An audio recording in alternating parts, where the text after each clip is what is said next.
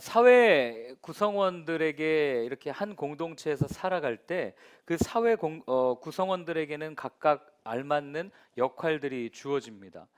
뭐 예를 들면 이런 거죠. 한 가정에서 아버지는 아버지로서의 역할이 있습니다. 그리고 어머니는 어머니로서의 역할이 있고, 또 자녀는 자녀로서의 역할이 있고, 또 직장에 가면 직장 그 또 뭐 신입사원이면 신입사원에 나름 맞는 역할이 있고, 또 부장이면 부장에 맞는 역할이 있고, 각각의 역할들이 있습니다.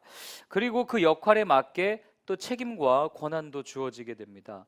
그런데 이 공동체 안에서 문제가 일어나는 건 얼마 전에도 한번 말씀드렸지만, 우리에게 주어진 이 역할을 우리가 권력으로 생각하기 때문에 그렇다라고 말씀을 드렸습니다.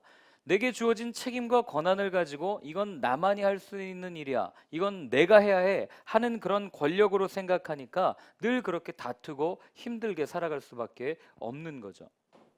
그런데 그런 권력과 그런 역할을 가지고 우리가 힘겨루기를 하면서 살아가는데, 사실 그 권력과 역할, 권력과 힘겨루기를 하는 가장 손쉬운 방법이 뭐냐면 오늘 본문에 나와 있는 것처럼 편가르기를 하는 겁니다. 네. 사람들은 쉽게 편을 가릅니다. 너와 나 사이에 경계선을 그어놓고 나를 따르지 않으면 너는 옳지 않은 거야, 나와 함께 하지 않으면 너는 나와 적인 거야 라고 이야기하면서 사람들을 그렇게 적대시하고, 그리고 오직 나만이, 내 생각만이, 내 것만이 옳은 길이라고 이야기를 합니다. 그리고 그 생각을 따르는 자기 생각을 따르는 사람들을 만들어 놓고 이게 옳은 길이라고 이야기를 하는 겁니다. 특별히 우리나라에 그런 케이스가 참 많은 것 같습니다. 우리 왜 흔히 그런 얘기하지 않습니까? 이렇게 라인을 잘 타는 사람을 어떤 사람이라고 그럽니까? 굉장히 정치적이다, 이런 표현 쓰지 않습니까? 네, 그 쓰는데 우리나라 정치 상황을 보면 사실 이런 게 참 많은 것 같습니다. 내 편 아니면 무조건 내 편이에요. 그래가지고 뭐 보수든 진보든 뭐 그 색깔에 상관없이 보수가 집권을 했을 때 이쪽에서 반대하던 걸 이 위치만 바뀌면 같은 정책임에도 불구하고 그냥 무조건 반대하는 모습을 보게 될 때가 있습니다. 다 그러시죠? 왜 그렇습니까? 나와 다른 건 무조건 싫은 겁니다. 편가르기 하는 겁니다. 저희가 오늘 지난주에 저희 광고한 대로 청년들과 함께 수련회를 다녀왔습니다. 우리 앞에 있는 권명철 목사님이랑 도착한 지 얼마 되지 않아서 이렇게 4부 예배를 또 함께 예배를 드리고 있는데요. 어제 저희가 수련회 가서, 수련회 가기 전에 청년들에게 세 가지 섹션으로 나눠서 연애, 결혼, 그리고 이제 배필이죠, 그리고 직장, 일터, 그리고 하나가 신앙, 믿음, 이걸 가지고 패널 토의를 했습니다. 그래서 질문들을 미리 쫙 받았어요. 약 한 100여 개의 질문을 받아서 이렇게 쭉 보고 재밌게 토론을 했습니다. 그런데 여러분, 그들이 던지는 모든 질문들의 그 핵심이 뭐냐면, 많은 질문들이 있었어요. 뭐 동성애는 어떻고, 결혼할 때, 뭐 연애할 때 스킨십은 어디까지 해야 됩니까? 뭐부터 시작해서, 그다음에 뭐 직장에 있어서 이 갑과 을의 관계부터 시작해서 쭉 여러 가지 이야기들을 나눴는데, 그런데 그 질문들의 핵심은 딱 두 가지였습니다. 첫 번째는 우리가 살아가는 이 공동체 안에서, 우리가 살고 있는 직장과 가정과 여러 가지 뭐 이런 공동체 안에서 이 관계 속에서 오는 갈등을 과연 어떻게 해결해야 됩니까? 이게 첫 번째 주요 요지였고, 두 번째 요지는, 그런데 우리는 그리스도인입니다. 우리는 세상의 소금과 빛으로 살아가라고 주님께서 말씀하여 주셔서 그리스도인으로 살고 있는데, 그런데 막상 복음을 가진 자로서 현실 앞에 서니 이게 너무 힘든 겁니다. 그러니 우리 그리스도인들의 정체성은 무엇입니까? 이게 거의 모든 질문의 핵심이었습니다. 두 가지. 그러니까 내가 복음을 가지고 그리스도인으로 살아가는데 어떻게 내가 살아가야 됩니까? 그 갈등이 올 때, 그 어려움이 올 때, 그 관계 속에서 빚어지는 갈등 가운데 나는 어떻게 해결해야 됩니까? 여러분, 사실 이 문제는요, 어제 저희가 3시부터 8시까지, 몇 시였죠? 8시, 그렇죠? 8시까지 토의를 하고 예배를 드리고, 그리고 또 간식 먹으면서 밤 11시까지 또 그렇게 이야기를 했음에도 불구하고 결론이 그렇게 확 시원하게 났던 토론들이 아니었습니다. 왜냐하면 어쩌면 지금 던졌던 이 질문들은 우리가 평생토록 가지고 하나님 앞에 물어야 할 질문이기 때문에 그런지도 모르겠습니다.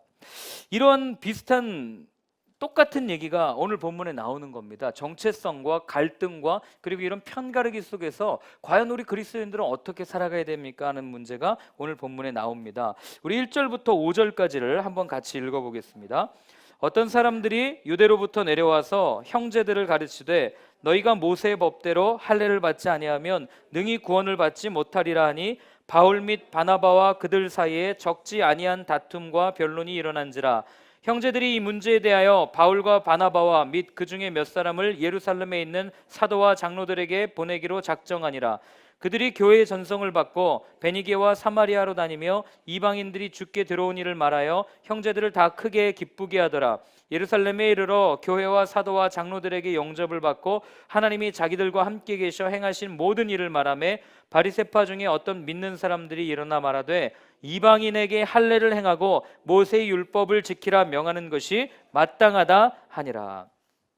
지금 어떤 일이 일어났냐면 이제 이 바울과 바나바가 1차 선교 여행을 통해서 많은 이방인들에게 복음을 전했을 때 오늘 1절에 보면 그리고 나서 이들이 이제 다시 안디옥으로 가게 됩니다. 그 안디옥에 있을 때 어떤 사람들이 유대로부터 내려와서 형제들을 가르치되 뭐라고 얘기하냐면 너희가 모세의 법대로 할례를 받지 아니하면 구원 얻을 수 없다 이렇게 이야기하는 겁니다. 그리고 그래서 이제 바울과 바나바가 적지 아니한 변론을 하고 이제 우리가 이거는 한번 가서 논의를 해야 되겠다 하고 교회 파송을 받고 베니게와 또 사마리아 지역을 거쳐서 거기 지역에 있는 그곳에 있는 교회들을 세우고 나서 예루살렘으로 들어갑니다. 그리고 예루살렘에 들어가서 이제 사도와 장로들과 또 영접을 받고 자기들이 행했던 일들을 이야기하고 할 때에 5절에 보면 바리새파 중에 어떤 믿는 사람들, 즉 바리새인이었지만 이제 그리스도인으로서 전향했던 이 개종이란 표현은 좀 그렇고 예수를 다시 믿기로 했던 이 사람들이 뭐라고 얘기하냐면 이방인에게 할례를 행하고 모세의 율법을 지키라 명하는 것이 뭐라고요? 마땅하다라고 얘기합니다. 마땅하다. 여러분 이렇게 이 사람들이 이 율법이라는 이 표현을 가지고 지금 갈등을 일으키고 있는데 여러분 사실 삶에서의 갈등이 일어나는 원인은 다 똑같습니다. 우리나 이들이나 똑같습니다. 여러분 갈등이 일어나는 첫 번째 원인은 무엇이냐면 내가 너보다 낫다라는 우월감 때문에 생겨납니다. 오늘 본문에 보면 이들이 뭐라 그래요? 우리는 율법을 맡은 유대인이라는 우월감을 갖고 있었던 겁니다. 이 사람들은 이방인들이에요. 할례 받지 못한 자들입니다. 할례 받지 못한 자들은 개만도 못한 인간들이에요. 그러니까 이 사람들이 구원을 받으려면 이 사람들이 구원을 받는 백성이라면 아니 우리와 함께 예배를 드리려면 우리가 할례를 받았듯이 이 사람들도 할례를 받아야 된다고 지금 주장하고 있는 겁니다. 왜 그렇습니까? 우리는 하나님의 거룩한 선민 거룩한 백성이기 때문에 이 사람들은 이방인들 그냥 어쩌다가 복음을 듣고 교회 안에 들어온 사람들이라는 자기들이 훨씬 더 우월하다는 우월감 때문에 지금 이런 일들이 일어나고 있는 겁니다. 그리고 오늘 여기 보면 그 1절에 보면 이렇게 얘기하거든요. 너희가 모세의 법대로 할례를 받지 아니하면 모세의 법대로. 여기 우리가 이 법대로라고 할 때 우리가 흔히 생각하면 이건 율법이구나. 그러니까 모세의 율법대로 이렇게 해석할 수 있지만 여기 법대로라는 단어는 율법을 말하는 노모스라는 단어가 아니라 에세이라는 단어입니다. 이건 뭐냐면 사람들이 만들어 놓은 관습과 전례대로 할례를 받아야 된다고 주장한 겁니다. 그러니 얼마나 답답했겠습니까? 그리고 나서 또 갈등을 일으키는 두 번째 원인은 뭐냐면 오늘 본문에도 나오지만 나의 삶과 다른 삶을 살아왔다는 이질감 때문에 그렇습니다. 여러분 결혼하면요 신혼부부들이 엄청나게 싸웁니다. 물론 연애를 오래 하신 분들은 안 싸울 수 있어요. 근데 저희 부부 같은 경우는 1월 2일 날 만나가지고 5월 26일 날 결혼했으니까 뭐 급하게 결혼을 했습니다. 놓치면 안 될 것 같아서 결혼을 했는데 결혼하고 나서 정말 무지하게 싸웠습니다. 정말 와 이거 왜 결혼했지라고 하는 생각이 들 정도로 그렇게 싸웠는데 여러분 신혼부부들이 그렇게 싸우는 이유가 뭡니까? 문화 충돌이에요. 문화 충돌. 40년 동안 평생을 다르게 살아온 사람들이 같이 살려고 하니까 생각하는 자체가 다르고 가치관이 다르고 생활 습관이 다르니까 부딪힐 수밖에 없는 겁니다. 오늘 본문에 나와 있는 이방인과 유대인들도 똑같은 겁니다. 전혀 다른 삶을 살아왔던 사람들이었어요. 전혀 다른 해석을 가지고 살아왔던 사람들이었습니다. 그러니 이 사람들이 만났을 때 부딪히는 건 당연한 거 아니겠습니까? 그러니까 오늘 그렇게 부딪히면서 싸우는 겁니다. 그런데 여러분, 우리가 이 모습을 보면서 유대인들 진짜 속 좀 내고 좀 이방인들 먼저 복음을 가졌으면 좀 마음 넓게 이해해 주면 되지 라고 우리 쉽게 비난하고 정죄하지 않습니까? 유대인들은 참 속 좁아 이렇게 얘기하지만, 그러나 여러분, 우리가 함부로 비난하거나 정죄할 수 없는 까닭은 이 모습 안에 우리의 모습이 그대로 드러나기 때문에 그렇습니다. 예를 들면 이런 겁니다. 오늘날 여러분 전도할 때 많은 사람들이 거부하거든요. 나 복음 안 들어도 되니까 그냥 가십시오. 그런데 그렇게 말하는 사람들의 대부분을 보면 다 교회에 상처 있는 사람들입니다. 믿는 사람들한테 사기를 당했다든지, 교회 가자고 해가지고 갔더니 이상한 데라든지, 뭐 교회 가자고 해서 갔는데 사업 얽혀가지고 뭐 이상하게 손해를 봤다든지, 뭐 이런 일들 때문에 못 가는 거예요. 제가 이 말씀을 왜 드리냐면요, 이런 겁니다. 여러분, 오늘날 전도가 되지 않는 가장 여러 가지 원인이 있지만 큰 이유 중에 하나가 뭐냐면 우리 그리스도인들이 가지고 있는 우월감 때문에 그렇습니다. 우리는 예수를 믿는 아주 의로운 사람이고, 저쪽에서 아직 예수를 모르는 사람들은 아주 더러운 죄인인 것처럼 우리는 그렇게 생각하고 그들을 바라봅니다. 마치 우리는 뭐라도 가진 것처럼 저들과는 다르게 우리는 저들보다 훨씬 더 정결하고 거룩하고 저들보다 우리가 훨씬 더 위에 있으니까 우리는 어떻게든 저 사람들을 데리고 와서 해야 한다는 그런 우월감을 가지고 있을 때가 얼마나 많은지 모릅니다. 그런데 성경은 분명하게 이야기해 줍니다. 뭐라고 얘기합니까? 의인은 없나니 하나도 없다라고 얘기합니다. 교회를 오래 다닌 사람일수록 이런 습관이 나옵니다. 아니, 어떻게 교회에서 저렇게 할 수 있지? 교회는 그렇게 하는 게 아니야, 이렇게 하는 거야. 언제부턴가 선생님이 되어서 사람들을 가르치려고 하고, 언제부턴가 내가 믿지 아니하는 사람, 처음 교회에 온 사람들보다 훨씬 더 높은 위치에 서가는 그런 모습들을 바라볼 때 이 본문에 나오는 그 유대인들의 모습과 우리의 모습이 별로 다를 게 없다는 겁니다. 여러분, 우리가 요즘에 아침마다 이 구약의 그 민수기를 쭉 이렇게 묵상해 나가지 않습니까? 그런데 민수기에도 하나님께서 이런 선민의식을 가진 사람들에게 분명하게 이야기하는 구절들이 나옵니다. 뭐냐면 이런 겁니다. 하나님께서 출애굽을 시키셨어요. 그래가지고 이제 광야로 데리고 나왔습니다. 그리고 광야에서 40년 동안 뭐 합니까? 이스라엘 백성들에게 여러 가지 기적을 보여주세요. 만나도 내려주고 메추라기도 내려주고, 뭐 땅이 갈라져서 심판받는 모습들도 보여주고 여러 가지 기적을 보여주니까 이제 광야를 마치고 가나안 땅에 들어가려는 이스라엘 백성들 가운데 어떤 마음이 생기냐면, 야, 하나님은 역시 하나님이셔. 하나님은 우리 민족만 사랑하시나 봐. 하나님은 우리의 하나님이야. 이런 잘못된 선민의식이 그들 가운데 생길 수 있는 겁니다. 그런데 하나님은 애초부터 그런 생각들을 완전히 꺾어 놓으셨습니다. 어디에서요? 하나님께서 친히 이렇게 말씀하세요. 이스라엘 백성에게, 야, 너네들 하나님 모르는 쟤네들이랑 너네들이랑 똑같아, 이렇게 얘기하십니다. 어디에서 말씀하시냐면, 이스라엘 백성들이 하나님 앞에 제사를 드리고 하나님의 율례를 지키려고 할 때에 하나님이 뭐라고 그러냐면, 야, 이스라엘, 내가 너네를 너무너무 예뻐해서 너네만 선택했고 너네만 구원할 거고 너네만의 하나님이야 라고 얘기했으면 그 안에 있는 이방인들이나 그 안에 있는 다른 민족들은 다 없애버렸어야 됩니다. 아니면 그 안에 있는 그 사람들은 함께 제사에 참여하지 못하도록 하나님께서 막으셨어야 했어요. 그런데 하나님 그렇게 하지 않으시고 민수기를 보면 뭐라고 그러냐면, 너희 가운데 거주하는 이방인들이나 타국인들이나 거주하는 거류민일지라도 하나님 앞에 나올 땐 똑같이 제사드리고 똑같이 예배드리고 똑같이 율례를 지키라고 이야기합니다. 차별하지 않으시는 하나님이 거기서부터 그려지고 있는 겁니다. 그런데 오히려 유대인들은 그걸 잘못 이해해서 마치 자기들만이 하나님만의 거룩한 백성인 것처럼, 그래서 자기들의 모임 가운데 들어오려면 율법을 다 지켜야 되고, 그리고 여러분 그 책을 보면 아시겠지만 이방인이 유대인으로 개종하려면 얼마나 복잡했는지 몰라요. 그걸 거치고 유대인처럼 살게 하는 그들의 모습을 보면서, 여러분 역사를 보십시오. 유대인들은 자기들만 선민의식을 가졌고 다른 민족을 이방인 취급했지만 사실 넓게 보면 유대인들이 이방인 취급당한 거 아닙니까? 유대인들이 왕따 당한 거 아니에요? 스스로 그렇게 고립되어져 간 거 아닙니까?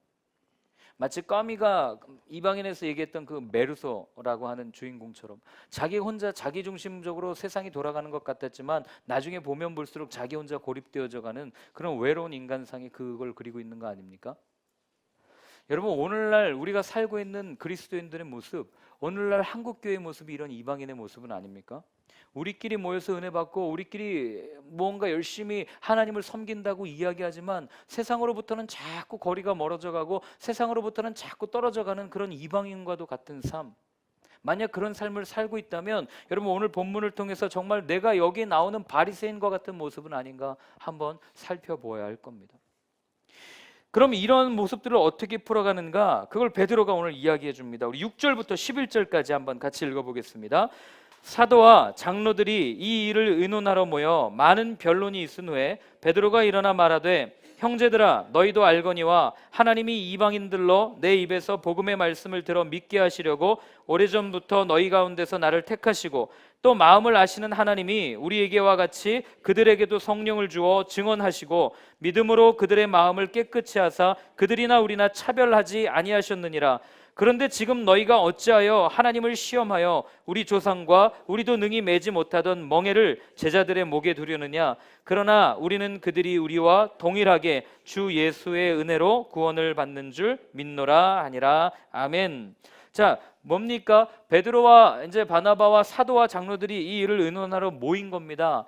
갑론을박 치열하게 논쟁하지 않았겠습니까? 왜냐하면 이들도 유대인이었기 때문에 그렇습니다. 유대인으로서 율법을 가지고 할례를 받는 건 당연하고 어려서부터 그렇게 배워왔고 그래야만 하나님의 백성으로 살 수 있다는, 어쩌면 뼛속 깊이 그게 새겨졌던 사람들 아니겠습니까? 그런데 딱 봤는데 말도 안 되게 할례 받지 아니한 이방인들이 구원받는, 성령 받는 그런 역사들을 들으면서 이게 대체 뭐냐 하고 논쟁이 분명히 벌어졌을 겁니다. 그때 베드로가 벌떡 일어나서 이야기를 합니다. 여러분, 베드로는 이 문제에 대해서 이미 하나님이랑 합의를 본 사람입니다.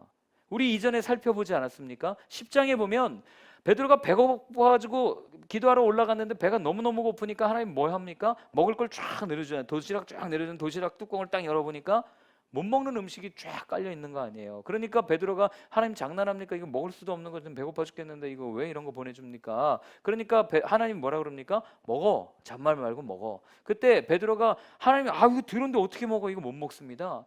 그때 뭐라고 그러십니까? 주님이 야, 내가 깨끗하다고 한 거 너 함부로 더럽다고 하지 마. 먹어. 그러고 나서 베드로가 어떻게 해요? 고넬료 집에 가가지고 이방인에게 세례를 베풀고, 역시 이방인에게도 동일하게 성령의 은혜, 세례를 베풀 때 성령의 능력이 일어나는 그 구원의 역사를 바라본 장본인이 베드로 아닙니까? 그 베드로가 지금 이야기하는 겁니다. 하나님이 이방인들로 내 입에서 복음의 말씀을 들어 믿게 하시려고 오래전부터 나를 택하셨다. 그리고 뭐라고 얘기하냐면 8절에 보면 마음을 아시는 하나님이 우리에게와 같이 그들에게도 성령을 주어 증언하게 하셨다라고 이야기합니다. 여러분, 여기 마음을 아시는 하나님, 이 마음이라는 단어가 뭐냐면 그거예요. 우리의 그 중심을 나타내는 단어입니다. 우리의 마음, 우리의 중심. 그러니까 여기서 지금 뭘 얘기하고 있냐면 하나님께서 구원을 베푸시는데 이방인에게 성령을 부어주셨는데 뭘 보셨냐면 그들이 가지고 있는 외모가 아니고, 그들이 가지고 있는 민족적 배경이 아니고, 그들이 가지고 있는 선민의식이 아니라 오늘 그들의 마음을 보셨다라고 하는 사실을 이야기해 줍니다.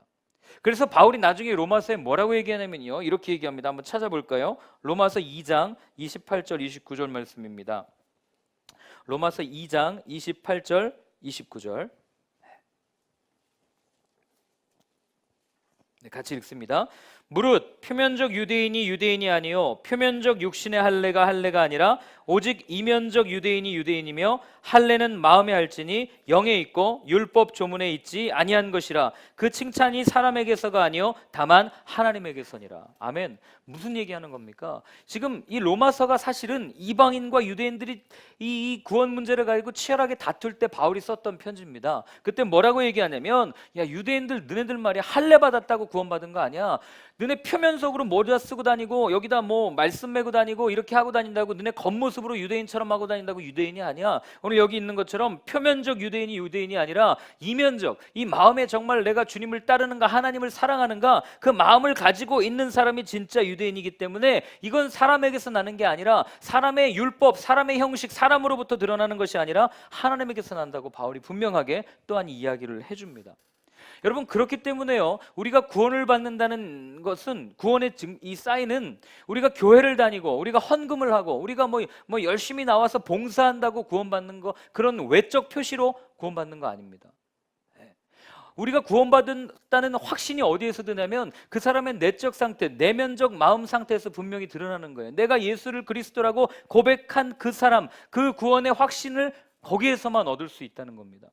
그렇기 때문에 예배 열심히 드리는 저 사람을 보고 와, 저 사람은 정말 구원받은 사람이구나, 여러분 착각하지 마십시오. 여기 앉아서 함께 예배 드린다고 모두 다 구원받았다고 착각하지 마십시오. 아무도 모르는 겁니다. 앞에서 설교하고 있다고 제가 구원받았다고 여러분 착각하지 마십시오. 저도 어떻게 될지 모릅니다. 바울도 얘기하거든요. 내가 지금은 복음을 전하고 있지만 나중에 내가 버림받을까 나는 두렵다라고 바울이 그렇게 고백합니다. 그렇기 때문에 여러분, 구원의 확신은 본인이 제일 잘 알고 있습니다. 제가 세례 교육할 때 제일 많이 듣는 질문이 그런 겁니다. 세례 받으면 구원 받습니까? 천국 갑니까? 이런 질문이에요. 그리고 또 하나 많이 듣는 질문이 그겁니다. 성당 다니는데요, 영세 받았는데요, 세례명이 있는데요, 성당 다니면 구원 못 받습니까? 이렇게 물어요. 그럼 제가 이렇게 거꾸로 묻습니다. 교회 다니면 구원 받습니까? 이렇게 물어요. 아주 단순한 질문입니다. 여러분, 우리가 정말 교회 다닌다고 구원 받습니까? 여러분, 매주일 예배 드린다고 구원 받습니까? 우리가 하나님 앞에 나와서 정말 그렇게 헌금 드리고 우리의 시간과 노력을 드린다고 우리가 정말 구원 받습니까? 아니요. 구원 받는 건 뭡니까? 교회 다닌다고 구원 받는 게 아니라, 열심히 일한다고 구원 받는 게 아니라 예수 믿을 때 구원 받습니다. 여러분, 우리가 이 본질을 놓치면 안 됩니다. 그렇기 때문에 여러분, 우리가 예수를 믿어야 돼요. 예수를 믿는 믿음으로 구원받기 때문에. 그래서 이렇게 말씀드리면 많은 분들이 묻습니다. 그럼 예수 믿으면 장땡입니까? 그 믿으면 끝입니까? 저는 장땡이라고 얘기합니다. 여러분, 예수 믿으면 장땡이에요. 끝이에요. 그 이상도 없습니다. 그런데 그럼 사람들이 질문해요. 아니, 예수 믿는다 그러고 대충 사는 사람들은 어떻게 합니까? 저는 그런 분들 예수 잘 믿는다고 믿음 가진 사람이라고 이야기하지 않습니다. 왜 그런지 아십니까? 예수님을 믿는 믿음은 우리의 삶의 변화를 반드시 가져오기 때문에 그렇습니다. 여러분, 우리가 예수님을 아는데, 예수님의 말을 알고 예수님의 언행을 알고 예수님의 말씀을 알고 예수님의 그 삶을 아는데 우리가 어떻게 내 멋대로 살 수 있겠어요? 예수님을 아는데 우리가 어떻게 내 의지대로 살아갈 수 있겠습니까? 예수님조차도 자기 의지를 꺾고 십자가에 죽으셨는데. 그러니까 우리가 우리의 의지를 가지고 내 멋대로 살아가면서 예수님을 믿는다는 얘기는 아직 우리가 예수님 모르는 겁니다. 그래서 이 예루살렘 회의는요, 자기들이 가지고 있던 그 믿음을 행함으로 옮긴 사건이 이 예루살렘, 오늘 이 회의라고 하는 사실입니다. 그리고 나서 10절에 그렇게 얘기합니다. 그런데 지금 너희가 어찌하여 하나님을 시험하여 우리 조상과 우리도 능히 매지 못하던 멍에를 제자들의 목에 두려느냐, 이렇게 말합니다. 여러분, 모세율법을 지키기가 얼마나 어려운지 여러분 아시지 않습니까? 우리 그 인터넷 뒤져도 웹서핑에도 다 나오잖아요. 율법이 600 몇 개고 그 다 지키려면 안식일에 대한 게 몇 개고 어떻게 그거 지킵니까? 그 어기면 또 유대인들은요, 그거 지키는 것뿐만 아니라 그 어기는지 안 어기는지 뒤에서 다 조사하고 다닙니다. 어기면 이제 끝나는 거예요. 경고받는 겁니다. 그런데 여러분, 그걸 어떻게 다 지켜요? 자기들도 못 지키는데. 그러니까 이 베드로가 얘기하는 거예요. 우리도 지키지 못하고 우리의 조상들도 지키지 못했던 그 멍에를 왜 이제 예수 믿기 시작한 이 사람들에게 지워주려고 하냐? 예수님은 뭐라 그럽니까? 멍해져 줬습니까 우리에게? 예수님은 우리에게 야, 너 나 따라오려면 자기 십자가를 지고 따라와, 너 그 무거워, 이렇게 협박했습니까? 아닙니다. 예수님의 의도를 잘 보셔야 돼요. 그 다음 예수님 뭐라 그러십니까? 수고하고 무거운 짐진 자들아 다 내게로 오라, 내가 너희를 쉬게 하리라. 내가 주는 멍에는 쉽고 가볍다라고 얘기합니다. 이게 예수님이에요. 그런데 여러분, 가짜는요, 끊임없이 우리에게 무언가를 지워주고 우리에게 무언가를 계속해서 멍에처럼 묶어놓는 겁니다. 여러분, 이 당시에 왜 이들이 이렇게 율법을 지키자고 했냐면요, 이 유대인들은 이 기독교가 이 예수교라고 하죠. 당시에 예수교가 유대교로부터 개혁되어져서 나온 개종된 종교라고 생각을 했습니다. 그러니까 그렇게 끊임없이 율법을 지키자고 얘기하는 겁니다. 그런데 오늘 11절을 한번 보십시오. 그러나 우리는 그들이 우리와 동일하게 주 예수의 은혜로 구원받는 줄을 믿노라 하니라. 아멘. 이렇게 나온 거예요. 뭡니까? 예수를 믿어서 구원받는다라고 율법이 아니라고 지금 얘기하는데, 이 얘기는 뭐냐면 여러분, 예수를 믿는다는 것은 새로운 시작이 되었다는 것을 이야기합니다. 우리 조 목사님 가끔 그런 얘기 하시잖아요. 예수 믿고 나서 내 인생의 BC와 AD가 갈라졌습니다. 여러분, 예수를 정말 믿는다면, 여러분들이 예수를 경험했다면 우리 인생의 BC와 AD가 분명히 구분되는 그 경험을 가지고 있어야 한다는 겁니다. 그러니까 예수를 믿는다는 게 오늘 여기 있는 것처럼, 그들이 생각하는 것처럼 유대교로부터 탈종교했다든지, 아니면 예수를 믿는다는 게 내 부분만 딱 변해가지고 이제 나는 요만큼만 세례받았으니까 예수 믿는 요만큼만 따라가야지, 아니면 내가 조금 이제 예수를 믿었으니까 내가 이제 뭐 이렇게 부분적으로 변하고 내가 점자 이렇게 될 거야. 이게 아니라 여러분, 정말 우리가 우리의 삶 가운데 예수를 만났다면 우리의 모든 것이 변했다는 것을 오늘 본문은 이야기를 해주는 겁니다. 바울도 얘기하지 않습니까? 이전 것은 지나갔으니 보라 새 것이 되었도다. 이거는 뭐 앞에서 있던 거를 내가 습관을 가지고 있는 그게 아니에요. 완전히 변했다는 걸 얘기합니다. 그런데 이제 한 가지 조금 더 생각해 볼게. 제가 어제 이 멍에라는 단어를 이렇게 쭉 이렇게 보면서, 여러분, 당시 유대인들이 이 제사와 율법에 그렇게 목숨을 걸고 집중했던 이유가 혹시 뭔지 아십니까? 이들은 겉으로는 율법을 사랑하고 하나님을 사랑하는 것처럼 이야기했지만 당시 종교인들의 모습은 가만히 보면 이게 왜 그랬는지를 분명하게 압니다. 이런 겁니다. 자, 하나님께서 율법을 주셨으니까 우리 율법을 잘 지켜야지 하고 사람들이 그렇게 지키지 않았겠습니까? 그런데 율법을 잘 지키는데 어겼어요. 그럼 어떻게 합니까? 율법을 어겼어? 그럼 그 율법을 어긴 걸 대체하기 위해서 제사를 드려야지. 그런데 제사를 드리려면 당시에 그 양을 잡고 염소를 잡고 소를 잡고 비둘기를 잡으려면 얼마나 힘들었겠습니까? 거기다 시골에서부터 또 양을 끌고 오다가 양이 조금만 기스나거나 다치면 제물로 못 드리는, 흠 있는 건 못 드리니까. 그러니까 예루살렘 성전에는 공식적이고 합법적으로 양과 염소를 바꿔주고 지방의 돈을 환전해주는 환전상들이 있었습니다. 그러니까 뭐라 그럽니까? 너네들 율법을 어겼지? 그럼 지켜야지. 다시 제사 드려야지. 그 제사 드리려면 저기 가서 저기 있는 제물을 가지고 와서 제사를 드려야 돼. 그때 돈을 바꾸고 재물을 사면서 성전은 뭐 했습니까? 많은 수입을 올렸습니다. 그게 사두개인들의 모습 아니겠어요? 그러니까 그들은요, 자기들의 수입을 위해서, 자기들의 기득권을 유지하기 위해서 구원이라는 명목으로 사람들에게 무거운 멍에를 지게 한 겁니다. 그러니 예수님이 성전에 들어가서 화가 나셔서 다 뒤집어 엎은 거 아니겠습니까? 그래서 여러분, 가짜는요 요구하는 게 많습니다. 이거 해야 되고 저거 해야 되고 믿음 생활하려면 이렇게 해야 되고 교회 다니면 저렇게 해야 되고. 왜요? 그래야 진짜 같아 보이거든요. 화려합니다, 가짜는.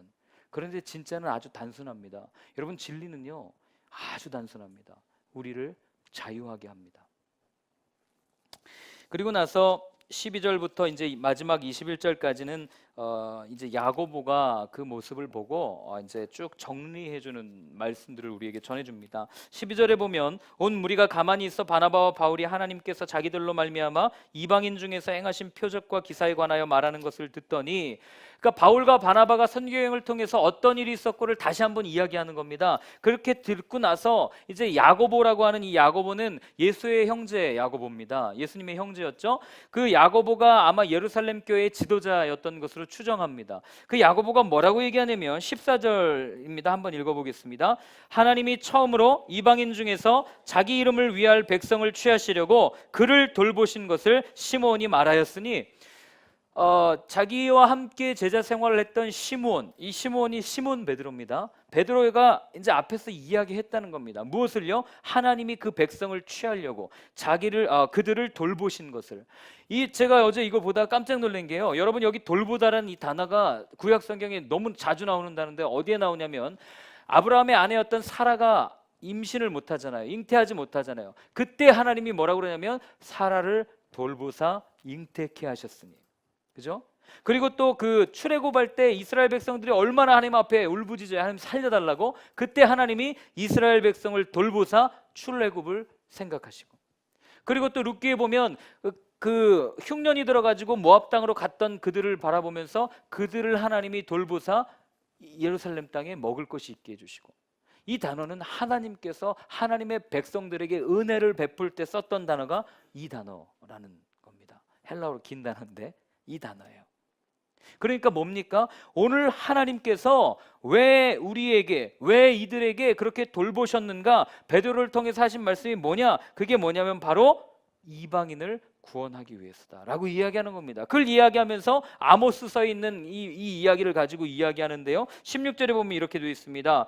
다윗이 무너진 장막을 다시 지으며 또 그 허물어진 것을 다시 지어 일으키리니, 이 얘기를 하면서 야고보가 이제 결론을 내는데, 이게 뭐냐면요, 여러분, 이 다윗의 무너진 장막, 그리고 장막을 치다, 이 단어가 우리가 너무나도 잘 아는 말씀 구절에 나오는 단어입니다. 어디에 나오냐면, 여러분 암송하시죠? 요한복음 1장 14절, 말씀이 육신이 되어 우리 가운데 거하시매.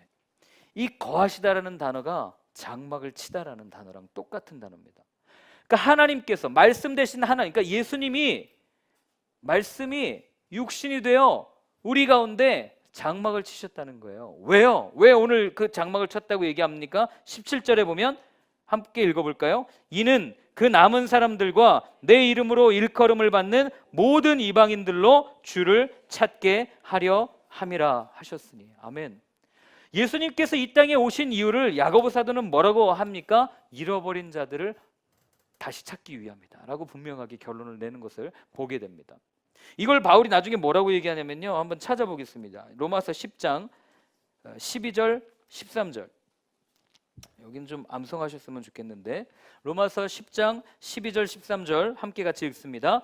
유대인이나 헬라인이나 차별이 없음이라 한 분이신 주께서 모든 사람의 주시가 되사 그를 부르는 모든 사람에게 부요하시도다. 누구든지 주의 이름을 부르는 자는 구원을 받으리라. 아멘. 이걸 지금 바울도 그대로 이야기를 하고 있다고 하는 사실입니다. 그래서 내린 결론이 뭐냐면 20절과 21절입니다. 한번 읽어보겠습니다. 다만 우상의 더러운 것과 음행과 목매어 죽인 것과 피를 멀리하라고 편지한 것이 옳으니, 이는 예로부터 각성에서 모세를 전하는 자가 있어 안식일마다 회당에서 그 글을 읽음이라 하더라. 아멘.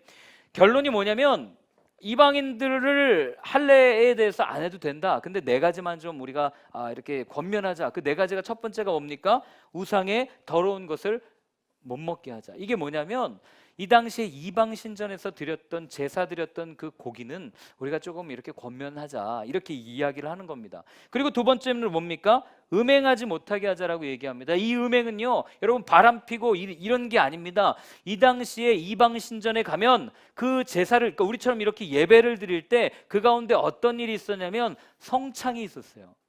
여자 제사장들과 성행위를 해서 거기서 오는 쾌락을 가지고 점을 쳤습니다. 그러니까 지금 그거 못하게 막은 거예요. 그리고 세 번째, 목매어 죽은 것을 피하자. 이게 뭐냐면, 우리 율법에도 목매어 죽인 게 부정하다라고 이렇게 이야기하지만, 그거 이전에 이방 신전에 가면 제사장들이, 이 이방 신전의 제사장들이 동물을 바칠 때 어떻게 했냐면 동물의 목을 매 가지고 죽였습니다. 그러니까 그거 못하게 하자는 거예요. 그 네 번째는 뭡니까? 피째 먹지 못해, 피를 못 먹게 하자. 레위기에도 피째 먹지 말라, 피는 그 생명이라고 하나님이 금하셨지만, 그것도 맞지만, 그러나 여러분 이것 역시 이방 신전에 가면 그 목매어 죽인 동물들의 피를 내 가지고 제사장들이 피를 먹고 나눠 마셨습니다. 이걸 못하게 한 겁니다. 그러니까 못하게 한 게 뭡니까? 아주 간단합니다. 예수님을 믿는데 우상 숭배하지 못하도록 막아놓은 겁니다. 그러니까 이 사람들이 이방인들이잖아요. 그러니까 예습관을 우리 왜 예수 안 믿는 사람들 조금만 힘들면 교회 좀 안 나가면 다시 예습관으로 돌아가는 것처럼, 이들이 예수님을 믿다가 조금 어려워지면 다시 이방 신전으로 들어갈 거 아닙니까? 다시 들어갈 거 아니에요. 그러니까 거기 들어갈 때 이 우상 숭배만은 우리가 하지 못하게 하자라고 결단한 겁니다. 예를 들면 이런 거죠. 우리 예수 믿는다 그러고 부적 갖고 다니잖아요. 그러니까 그거 못 갖고 다니게 막아놓은 거예요. 왜요? 하나님 아닌 다른 신을 믿는 것은 구원받을 수 없는 행위이기 때문에. 그러니까 이들이 결정한 거 뭡니까? 아주 간단한 거예요. 오늘날 우리처럼 교회 다니면 이거 해라 저거 해라, 이것 하지 마십시오 저것 하지 마십시오, 이게 아니라 그냥 예수만 잘 믿으십시오. 지금 그 얘기하고 있는 겁니다. 어제 저희가 수련회 때 많은 질문들을 놓고 이야기할 때 내린 결론이요, 한 가지였습니다. 그거 사실 연애 결혼 가지고 질문하면 어디 가면 더 친절하고 아름답게 상담받을 수 있습니까? 결혼 상담소 가면 훨씬 더 잘 받을 수 있어요. 교회보다도.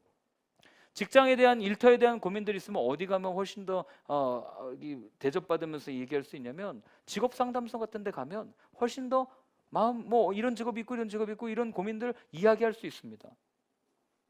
제가 이 말씀을 왜 드리냐면요, 여러분 우리가 그 삶에 아까 제가 두 가지 얘기했잖아요. 정체성과 갈등. 이 우리의 삶에 오는 많은 문제들은요, 예수님을 만나야 해결이 됩니다. 예수님을 만나지 않으면 절대 해결되지 않아요. 예수님을 만나지 않았기 때문에 갈등이 오는 거고, 사실 그 갈등을 거꾸로 얘기하면 내가 아직 예수님의 마음으로 온전히 충만해지지 않았기 때문에 여전히 오는 갈등들이 거기에 있는 겁니다. 그렇기 때문에 여러분 우리가 정말 이 험한 세상에서 그리스도인의 정체성을 가지고 이 갈등들을 피해 나가는 유일한 방법은 뭐냐면, 여러분 너무 간단합니다. 여러분 예수님 잘 믿으십시오. 예수님 정말 정직하게 믿으십시오. 그리고 예수님 따라가십시오. 이게 정답입니다.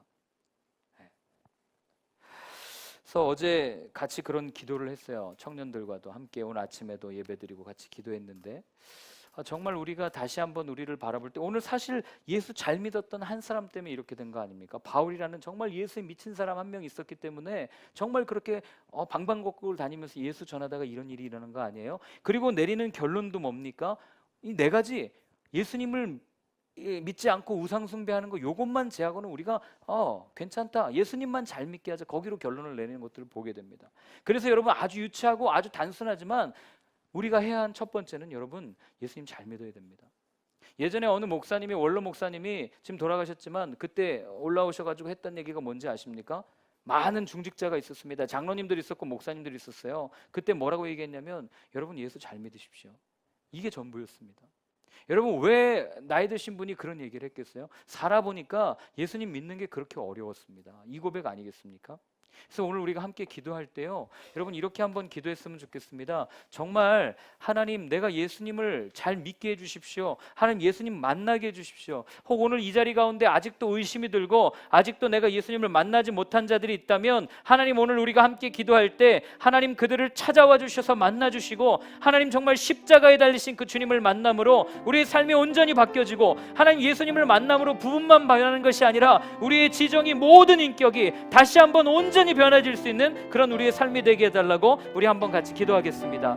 하나님 아버지, 그렇습니다. 아버지 하나님, 정말 저희들 다시 한번 기도합니다. 하나님 예수님 잘 믿기 원합니다. 하나님 정말 다른 것 떠나지 아니하고, 아버지 다른 것 많은 것들, 신학적인 논쟁들, 하나님 그런 모든 것들보다도 먼저 말씀이 육신이 되어 이 땅에 오신, 우리 가운데 장막을 쳐주시고 우리를 구원하시기 위해 이 땅에 오신 그 예수님을 온전히 믿고 그 예수님을 먼저 알아가고 하나님 나아가는 우리의 삶이 되기를 원합니다. 이 교회는 어떻고 저 교회는 어떻고 이 목사는 어떻고 저 목사는 어떻고, 아버지 이런 것들보다도 먼저 우리가 예수님에 대해서 깊이 묵상하고 예수님을 만나며 나아가는 하나님 아버지 저희들의 삶이 될 수 있도록 주님 도와주시옵소서.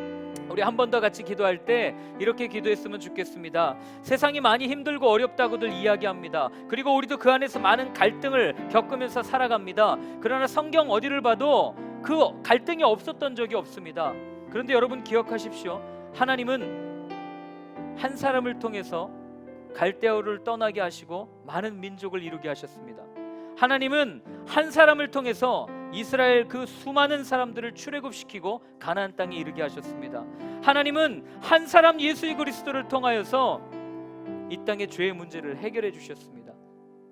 세상이 힘들고 어렵다고 여러분 우리 이야기하지만, 여러분 이 시간 우리가 이렇게 한번 기도했으면 좋겠습니다. 하나님, 그렇게 하나님이 찾으시는 한 사람 내가 되기를 원합니다. 예수에 미친 사람, 복음에 미친 사람, 그 한 사람이면 하나님 세상 바꿀 수 있습니다. 이 부패하고 더러운 세상, 정말 예수에 미친 한 사람이면 하나님 세상 바꿀 수 있습니다. 희망이 있다고 이야기할 수 있습니다. 그 한 사람 내가 되게 하여 주십시오. 우리 함께 같이 기도하겠습니다. 하나님 아버지, 그렇습니다. 하나님 아버지 정말 간절히 원합니다. 아버지 하나님, 저희들 하나님께서 찾으시는 것은 하나님 많은 사람이 아니었습니다. 하나님 무리가 아니었습니다. 하나님께 온전히 헌신되어지고 하나님만을 믿고 예수님만을 따라가겠다고 다짐한 한 사람이 주님 앞에 올바로 섰을 때 그의 삶이 깨끗하여지고 그의 과거가 떠나고 다시 한번 주님 앞에 서서 주님을 위하여 온전히 헌신하며 세상을 바꾸어 갔던 것들을 우리는 기억합니다. 하나님 지금 세상이 어렵다고 이야기합니다. 하나님 희망이 없다고 이야기합니다. 하나님 제발 이런 말 먼저 하기 이전에 하나님 내가 하나님의 말씀을 들고 나아갑니다. 예수님을 바라보며 나아갑니다. 하나님 나를 통하여 하나님 정말 이 세상 가운데 희망이 있게 하시고 하나님 아버지 다시 한번 일어설 수 있는 힘을 하나님 허락하여 주시옵소서. 고백하는 저희들 될 수 있도록 주님 도와주시옵소서.